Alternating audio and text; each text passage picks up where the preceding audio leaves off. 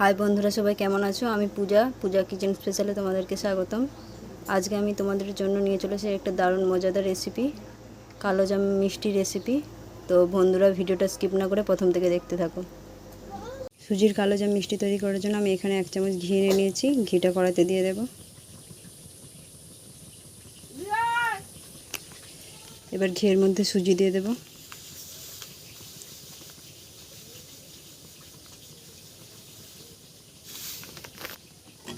সুজিটাকে ঘিয়ের সঙ্গে ভালোভাবে নেড়ে চেড়ে নেব।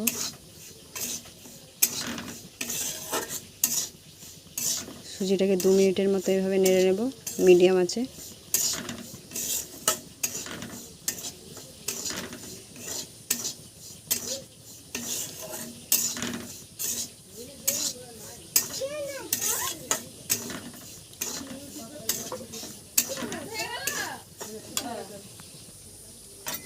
সুজিটা আমি ভালোভাবে 2 মিনিট নেড়ে নিয়েছি। এবার এর মধ্যে দুধ দিয়ে দেব। দুধটা দিয়ে দেব।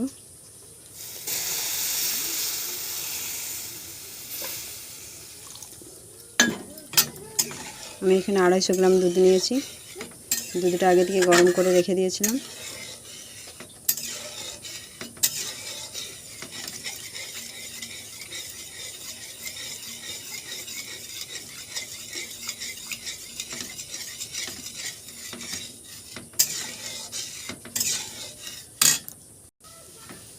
দেখতে পাচ্ছ দুধটা কতটা টেনে গেছে। এইভাবে সুজিটাকে নেড়ে নেড়ে একটা শুকনো ডোয়ের মতন করে নেব। এইভাবে সুজিটাকে একটা শুকনো ডো তৈরি করে নেব। তোমরা দেখতেই পাচ্ছ সুজিটা কড়া থেকে উঠে আসছে।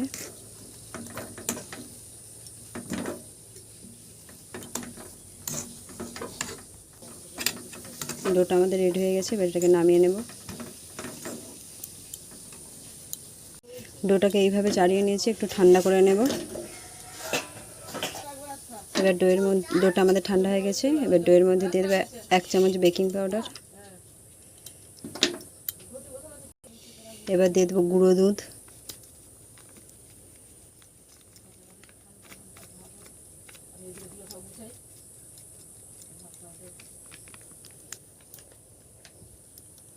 এগুলোকে ভালোভাবে মাখিয়ে নেব।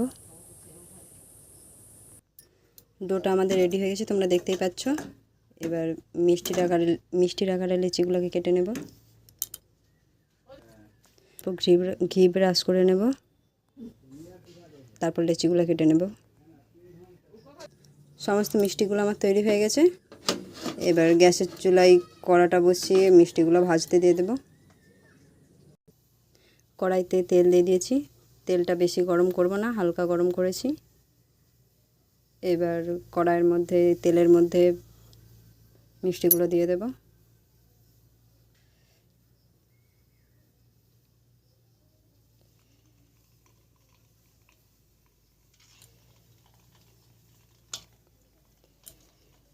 মিষ্টিগুলো এমনভাবে বানিয়েছি যেমন গায়ে কোনো ফাটা না দাগ থাকে। পুরো গোলভাবে বানাতে হবে।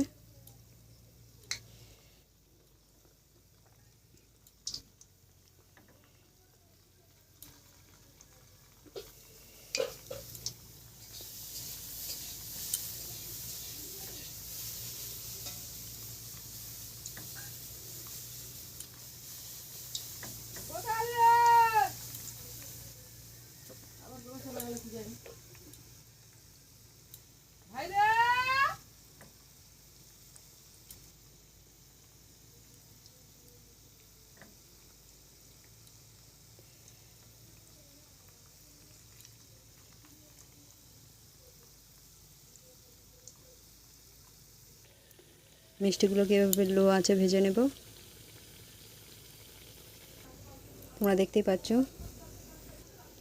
তোমরা সকলে দেখতেই পাচ্ছ মিষ্টির কালারগুলো কেমন সুন্দর হয়েছে।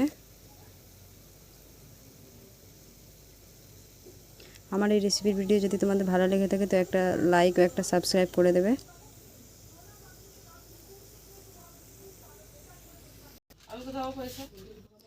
সমস্ত মিষ্টিগুলো তোমরা দেখতেই পাচ্ছ ভাজা হয়ে গেছে। দেখতে পাচ্ছ কেমন কালারটা এসছে, খুব সুন্দর। এবার চিনির শিরাটা তৈরি করে নেব। আমি এখানে চিনির শিরাটা তৈরি করার জন্য 1.5 কাপ চিনি নিয়েছি এবং 3 কাপ মতো জল দিয়েছি। চিনির শিরার মধ্যে 2টো এলাচের মুখ ফাটিয়ে দিয়ে দেবো। চিনি শিরাটা আমাদের রেডি হয়ে গেছে। এবার চিনি শিরার মধ্যে সমস্ত মিষ্টিগুলো দিয়ে দেব।